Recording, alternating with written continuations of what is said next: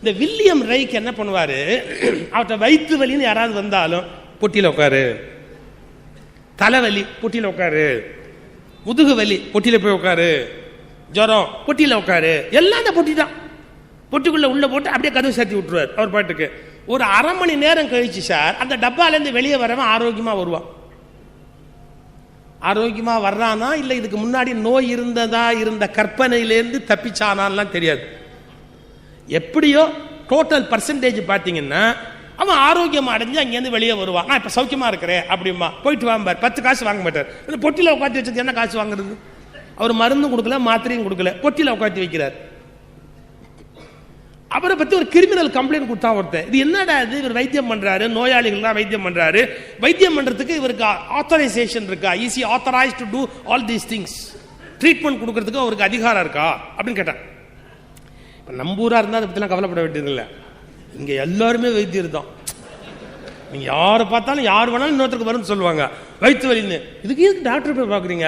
நான் ஒன்று சொல்றேன், ஸ்பெல்லிங் எழுதிக்கங்க. மருந்து பேர் கூட இவருக்கு தெரியாது, ஸ்பெல்லிங் சொல்லுவார். ஸ்பெல்லிங் எழுதிக்குங்க போய் பாருங்க அப்படிம்பார். அது நம்மளுக்கு ரொம்ப சகஜம். தூப்புல் லட்சுமி நரசிம்மன் ஒரு கதை சொல்வாரு. அப்படி உபன்யாசத்தில் தூப்புல் சொல்வார், ஒருத்தனுக்கு காலில் பித்த வெடிப்பு வந்தது. அவன் என்ன மருந்து போட்டு ஆயின்மெண்ட் போட்டு கிளியர் ஆகவே இல்லை, என்னெல்லாமோ போட்டு பார்த்தான், கிளியர் ஆகவே இல்லை. கடைசியா வேற ஒருத்தட்ட போய் கேட்டான். அவர் சொன்னாரு, இதுக்கு ஒன்றும் மருந்து மாத்திரைலாம் ஒன்றும் வேணாண்ட, இந்த கட்டை வண்டியில் ஒரு மை இருக்கும், கருப்பா ஒரு மசி, அதை எடுத்து காலில் போட்டுன்னு வச்சுக்க, அப்படியே சரியா போயிடும் பட அப்படின்னு. உடனே அந்த கட்ட வண்டி மையை எடுத்து காலில் போட்டான், சரியா போச்சு சார். அவன் அதோட விட வேண்டியது தானே. அவன் எதிர்த்தாப்புல ஒரு பையன் வாயெல்லாம் வெடிப்போட வந்தான். இதான் ராம்நகர், இதான் ஐயப்பன் பூஜா சங்கம். பாருங்க, உன்னை முடிக்க விடுறீங்களா, ஏதாவது ஒரு பேச்சாளரை முழுசா பேச விடுறீங்களா, அதுக்குள்ளே சிரிச்சிட்டீங்க பார்த்தீங்களா. இப்ப நம்மால் மருந்து சொல்லாம இருப்பான்னு நினைக்கிறீங்களா? அவனுக்கு மருந்து சொல்லுவான். நம்மால் கவலையே பட மாட்டான். யார் வேணாலும் யாருக்கு வேணாலும் மருந்து சொல்லிக்கிட்டே இருப்பார். பாவம் எம்பிபிஎஸ் படிக்கிறவர் எவ்வளவு கஷ்டப்பட்டாரு. அவர் ஒரு 10-12 வருஷமா ஒரே சிலபஸை படிச்சு, 10-12 வருஷமா ஒரே சிலபஸை படிச்சு அவர் ஏதோ ஒரு டிகிரி டிப்ளமா வாங்கி வைத்தியம் பண்ணலான்னு பார்த்தா நம்ம பையன் ஒண்ணுமே வாங்காம வைத்தியம் பண்றான். அதெல்லாம் இங்க யாரும் ஒண்ணு என்னன்னு கேட்க முடியாது.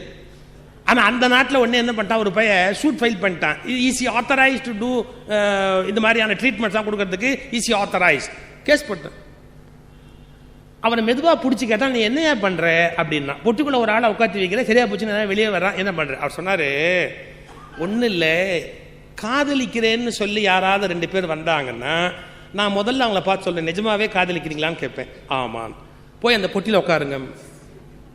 அவங்க 2 பேருக்கும் ஒரே ஒரு கண்டிஷன், ஒருத்தர் தொடப்படாது, ஒருத்தர் தொடப்படாது. தொடாம அந்த பொட்டிக்குள்ள போய் உட்காருங்க அப்படிமே. உட்காரு. நான் ஒரு அரை மணி நேரம் உட்காத்தி வச்சு கதவை சாத்திடுவேன். அப்புறமா அவங்க அந்த இடத்த விட்டு எந்திரிச்சு போனோம்னா ஒரு வயிற்று வலி வரும், நீ போய் உட்காரு. சார் எனக்கு என்ன ஏதுன்னு தெரியாது, அந்த அரை மணி நேரம் அவங்க உட்காந்துட்டு போனதுக்கு அப்புறம் இவன் போய் உட்கார்றான் பாருங்க, அவனுக்கு வயிற்று வலி சரியா போகுது. சார் நான் கற்பனையில சொல்லல சார், இது அப்படியே பதிவு செய்யப்பட்ட சம்பவம். இது வில்லியம் ரைட்னு பேர், அவனுடைய பேரு, ஜெர்மானியர். அவன் என்ன சொல்றான், எனக்கு என்ன ஏதுன்னு தெரியாது, ஆனா காதலிக்கிறவர்கள், விருப்பமுடையவர்கள், அன்புடையவர்கள், அவர்கள் அங்க உட்காந்து வச்சிடுறேன். அவங்க ஒரு அரை மணி நேரம் உட்காந்து எந்திரிச்சு போனதுக்கு அப்புறம் நோயாளியை கொண்டு போய் உட்காந்து வைக்கிறேன், அந்த நோயாளிக்கு சரியா போகுது. இதுக்கு மேல என்ன ஏதுன்னு என்ன கேட்காதீங்கன்னா, நீங்க வேணா பொட்டியை திறந்து பாருங்க, நான் ஏதாவது மருந்து கொடுக்குறேன்னா மாத்திரை கொடுக்குறேன்னா போய் பாருங்க, உள்ள ஏதாவது வச்சிருக்கேன்னா பாருங்க. எங்கிட்ட வந்தவங்க கேஸ் ஹிஸ்டரி எழுதி இருக்கு, எவ்வளவு பேர் கம்ப்ளைண்டோட வந்தா, எவ்வளவு பேர் ஆரோக்கியமானேன்னு போனேன்னு எழுதி வச்சிருக்கிறான். நான் வேற என்ன தப்பு பண்றேன்? இப்ப கேஸை டபுள் ஆக்கிட்டான். என்ன டபுள் தெரியுங்களா? அதாவது மருத்துவ கவுன்சிலுடைய அனுமதி பெறாமல் மருத்துவம் செய்ததுங்கிறது முதல் குற்றம், ஒழுக்கக்கேடாக மக்களை அனுமதித்தது என்பது 2வது குற்றம்னு அந்த நாட்டு திருச்சபை அவன் மேல கேஸ் போட்டுது. அவன் புலம்புனா, நான் என்ன ஒழுக்கக்கேடா ஒரு காரியம் பண்ணிட்டேன், 2 பேர் தொடப்படாது, ஆனா அந்த பெட்டிக்குள்ள உட்காரணும்னு உட்காந்து வச்சு. என்ன உண்மை தெரியுங்களா? உண்மையில் நேசிக்கிற இருவர் எதிரெதிராக அமருகிற போது இவர்கள் உடம்பிலிருந்தும் அவர்கள் உடம்பிலிருந்தும் எல்லையற்ற மின் ஆற்றல், ஒரு வகையான உயிர் சக்தி ஓரிடத்திலிருந்து மற்றொரு இடத்தை நோக்கி பாய்கிறது. அவங்க உட்காந்துட்டு எந்திரிச்சு போன உடனே ஒரு அரை மணி நேரம் சார் அந்த மின் ஆற்றல் அதே இடத்துல சுத்திக்கிட்டே இருக்கு. இவன் நோயாளியா இருக்கிறவங்க போய் உட்கார்ந்த உடனே இவன் உடம்புல மின்சார குறைபாடு இருக்கு இல்லையா, உங்களுக்கு தெரியும் வீக்கா போன பேட்டரியில பவர் கம்மியா இருக்கும், பவர் ஜாஸ்தியா இருக்கிற பேட்டரியில ஜாஸ்தியா இருக்கும். வீக் பேட்டரியும் பவர்ஃபுல் பேட்டரி நீங்க லிங்க் பண்ணீங்கன்னா பவர்ஃபுல் பேட்டரியில இருந்து வீக் பேட்டரி சார்ஜ் எடுத்துக்கும். இந்த டெக்னிக் அப்ளை பண்ணி அந்த இடத்துல கொண்டு போய் அவங்களை உட்காந்து வச்ச உடனே அவங்களுக்கு சரியா போகுதுன்னு. பட் அந்த நாட்டில் கடைசியில் 7 வருஷம் அவனை உள்ள வச்சுட்டான். நீ ஒரு பொட்டியில் போய் உட்காரு அப்படின்னு அவரை கொண்டு போய் ஒரு 7 வருஷம் உள்ள உட்காந்து வச்சுட்டான். இப்போ நான் இதை நியாயப்படுத்தி பேசுறேன்னு அர்த்தம் இல்லை, நான் யோசிக்க சொல்றேன். என்ன யோசிக்க சொல்றேன்? மனித உடம்பிலிருந்து பிறக்கிற சராசரியான காமம் என்ற ஆற்றலுக்கு இத்தனை பெரிய சக்தி இருக்கும் என்று சொன்னால், அதே சக்தியை முறையாக நீங்கள் மடைமாற்றி பார்க்கிற போது அது எத்தனை பெரிய ஆற்றலாக மாற முடியும் என்பதை புரிந்து கொள்ளுங்கள். அது கண்டிக்கத்தக்கதல்ல, நிந்திக்கத்தக்கதல்ல, ஆனால் மடைமாற்றப்பட வேண்டியது. அது என்ன மடைமாற்றப்பட வேண்டியது? பெருகி வருகிற ஆற்று வெள்ளம் கால்வாயாக பிரித்து விடப்படுகிற போது பயிர்களுக்கு போய் வாழ வைப்பதை போல் மனித உடம்பிலிருந்து உணர்விலிருந்து பெருகி வருகிற காமம் என்கிற ஆற்றல் மடைமாற்றப்பட வேண்டியது. அருணகிரிநாதருடைய காமம் தான் பின்னாளில் திருப்புகழாக பதிவானது. இதை ஒத்துக்கிறதுக்கு நமக்கு ஒரு தைரியம் வேணும். ஒவ்வொரு மனிதனும் தனக்கு உள்ளே இருக்கிற அந்த ஆற்றலை மடைமாற்றுகிற போது அது எல்லையற்ற பெரிய சக்தியாக பரிணமிக்கிறது. இப்ப நம்ம கிட்ட ஏதாவது ஒரு குறைபாடு இருக்குன்னா அது குறித்து வருத்தப்பட வேண்டிய அவசியம் கிடையாது. அதை எப்படி மாற்றி அமைக்கலாம், அதை எப்படி இன்னொரு பாசிட்டிவான பவரா மாற்றலாம் அப்படிங்கறத பத்தி தான் நாம கவலைப்பட்டார். அதை விட்டு நான் பெரிய குற்றவாளி, எனக்குள்ள இப்படி ஒரு தவறான எண்ணம் இருக்கிறதுன்னு வருத்தப்பட வேண்டிய அவசியம் கிடையாது.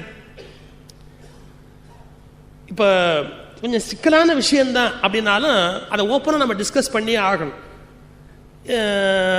ஒரு மலம் துர்நாற்றம் வீசுவது பொதுவாக. ஆனால் துர்நாற்றம் வீசுகிற மலத்தை நீங்கள் ஒரு ரோஜா செடிக்கு அடியில் கொண்டு போய் போட்டீங்கன்னா மனமுடைய ரோஜா பூ அதுலேருந்து பெருசாக பூக்கும். இப்போ இந்த மலம் துர்நாற்றம் உடையது தான். இதை நீங்கள் கொண்டு போய் ரோஜா செடியில் போட்டு வைக்கிற போது ரோஜா செடியில் அதே துர்நாற்றத்தோட ஒன்றும் பூ பூக்கலை. அது என்ன பண்ணுது? மனம் அதிகம் உடைய பெரிய ஒரு மலராக பூக்க தெரிஞ்சு வச்சிருக்கு.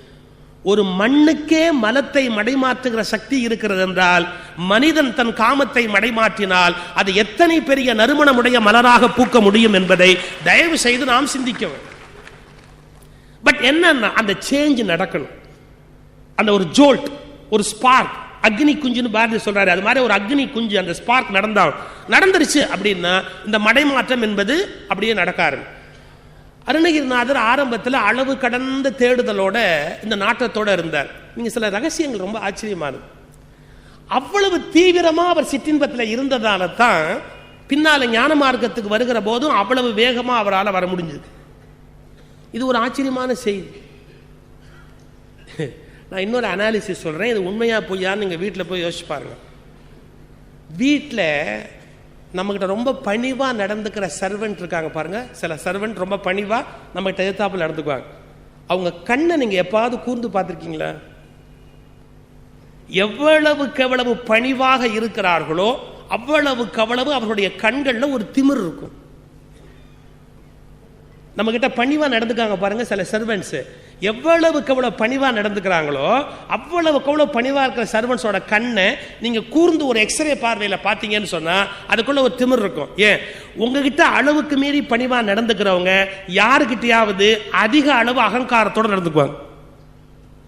இப்போ உங்ககிட்டயே அவ்வளவு பணிவா ஒருத்தர் நடக்கிறது இல்லைன்னு வச்சுங்க, அந்த சர்வெண்ட் எவ்வளவு தேவையில்லை. ஏன்? உங்ககிட்ட பணிவா நடக்காததுனால ஒரு பெரிய நன்மை உண்டு. மற்றவங்க கிட்ட அவர் அகங்காரமா நடக்க மாட்டார். நான் சொல்றதெல்லாம் கொஞ்சம் ஆச்சரியமான முரண்பாடுகள், யோசிக்க வேண்டியது. கொஞ்சம் தலை சுத்தும், தலையில உள்ள ஏதாவது இருந்தா ரொம்ப சுத்தும். நான் இப்ப என்ன சொல்ல வரேங்கிறத பார்க்கணும். அவன் பணிவா நடந்துக்கிறான்னு சொன்ன பாருங்க, இந்த பணிவுங்கிற எக்ஸ்ட்ரீம்ல எவ்வளவு போக முடியுதோ அவனால அதுக்கு எதிர்த்த அகங்காரங்கிற எக்ஸ்ட்ரீம்லயும் போவான். இப்ப அருணகிரிநாதர் நீங்க ஸ்டடி பண்ணீங்கன்னா சிற்றின்பம்ங்கிற எக்ஸ்ட்ரீம்ல எவ்வளவு போனாரோ அதனுடைய காரணத்தினாலதான் பேரின்பம்ங்கிறதுலையும் விரைவாக அந்த பக்கம் போறார். இதுக்கு இந்த எதிர் திசையில் பயணிப்பது சுலபமா போயிடும். ஏற்கனவே ஒரு கோணத்துல உள்ள அடங்கி இருக்கிறவர்கள் எதிர் திசையில் பயணிப்பது என்பது ரொம்ப வேகமா நடந்துவிடும். இப்போ அளவு கடந்த ஒரு உலக நாட்டம் உடையவராக விளங்கினார் இல்லையா, அதன் காரணமாக அப்படியே பக்தி நெறிக்கு வருகிற போது மிக மேன்மையான ஒரு மனிதராக தன்னை மாற்றிக் கொண்டு விடுகிறார். இன்னொரு உதாரணம் சொல்றேன். சாமி கும்பிடுறாங்கல்ல, முறையா பூஜை பண்றவங்க சாமி கும்பிடுறவங்களோட ஒரு அரை மணி நேரம் பேசி பாருங்க. மன்னிச்சுங்க, நான் சொல்ல சில வார்த்தைக்காக மன்னிச்சுங்க. நல்ல பூஜை எல்லாம் பண்றாங்க பாருங்க, அவங்க பேச்சில் ஒரு திமிர் இருக்கும். நான் சாமி கும்பிடுறாப்புல யாருமே கும்பிடுறதில்ல தெரியுமா? என்ன மாதிரி ஒழுக்கமான உலகத்தில் வேற எவனுமே இல்லை தெரியுமா? ஒன்றும் வேணாம், சைவம் மட்டுமே சாப்பிட்றவனுக்கு அசைவம் சாப்பிட்றவனோட தான் 1000 மடங்கு ஒஸ்தின்னு ஒரு அல்ப திமிர் இருக்கும். ஒரு திமிர் இருக்கும். அசைவம் சாப்பிட்றவெல்லாம் அல்ப புழு மாதிரியும், இவன் என்னமோ ஆகாசத்துலேருந்து ரெக்கையிலையோடு அப்படியே வந்துட்ட ஒரு தேவதூதன் மாதிரியும் ஒரு திமிர் இருக்கும். ஒன்று தெரிஞ்சுக்கோங்க, அசைவம் சாப்பிட்றவனை கூட கடவுள் வெறுக்க மாட்டாரு. அவனை விட தான் ஒஸ்தின்னு திமிரான் நினைக்கிறான் பாருங்க, அவனை கடவுள் ஒருபோதும் மன்னிக்க மாட்டார். காரணம், உன் அசைவத்தை பற்றி கடவுளுக்கு கவலை இல்லை, ஆனால் உன் அகங்காரத்தை பற்றி கடவுளுக்கு அதிக கவலை இருக்கிறது. நான் சாமி கும்பிடுற மாதிரி யார் கும்பிடுவா? நான் பூஜை பண்ற மாதிரி யார் கும்பிடுவா? நான் ஒழுக்கமா இருக்க மாதிரி யார் ஒழுக்கமா இருப்பா? இந்த ஒழுக்கமா இருக்கிறேங்கிற தாட்டு நம்ம வாழ்க்கையை கெடுத்துடும். அக்கா ஒழுக்கமா இருக்காதீங்கன்னு யோசனை சொல்றேன்னு நினைச்சிடாதீங்க. நான் சொல்றது ரொம்ப சட்டிலான விஷயம். ஒழுக்கமா இருக்கிறேன்ற எண்ணம் திமிராயிட்டா கடவுளை விட்டு விலகிடுவோம். இதுக்கு மறுபடியும் நான் இன்னொரு ஸ்டோரி சொல்றேன். ஒரு சூஃபி ஞானி ஒரு சத்திரத்துக்கு போய் தங்கினார். டிராவல், அது ஒரு சத்திரத்தில் போய் தங்கினார்.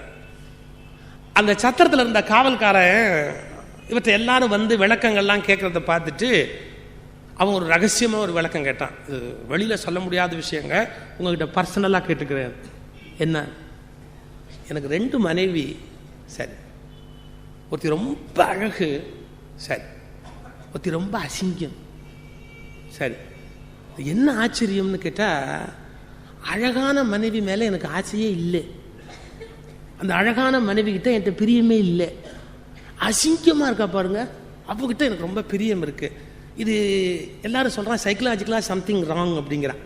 என்ன மற்றவெல்லாம் எனக்கு வெக்கமாக இருக்கு, எனக்கு புரியல, இதை வேற யார்ட்டையும் கேட்க முடியாது, அதனால தான் உங்ககிட்ட கேட்டேன். ஏங்க அப்போ நான் மனநோய் உள்ளவனா? அசிங்கமான மனைவி மேலே இவ்வளோ பிரியம் இருக்கு, அழகான மனைவி மேலே பிரியம் இல்லை, எனக்கு நீங்கள் புரிய வைக்க முடியுமான்னு. அவர் உடனே சிஷ்யர் எல்லாம் கூப்பிட்டாங்க. வா வா வா, ரொம்ப கஷ்டமான கேள்வி கேட்கலாம், நீங்கள் யாராவது பதில் சொல்லுங்க. அவனுக்கு அழகான மனைவி மேலே பிரியம் இல்லையா, அசிங்கமான மனைவி மேலே பிரியம் இருக்கான், ஏன்னு நீங்கள் யாராவது சொல்லுங்க. அவன்லாம் யோசிச்சுட்டு சொன்னான், தெரியலீங்க, எங்களுக்கு இதெல்லாம் தெரியலீங்க. ஞானி சொன்னார், இப்போ ஏன்னு நான் சொல்லட்டுமா, உன் அழகான மனைவிக்கு அழகா இருக்கிறோங்கிற எண்ணமே திமிரா இருக்கு. உன் அசிங்கமான மனைவிக்கு ஐயோ நம்ம அசிங்கமா இருக்கிறோங்கிற எண்ணமே பணிவா இருக்கு.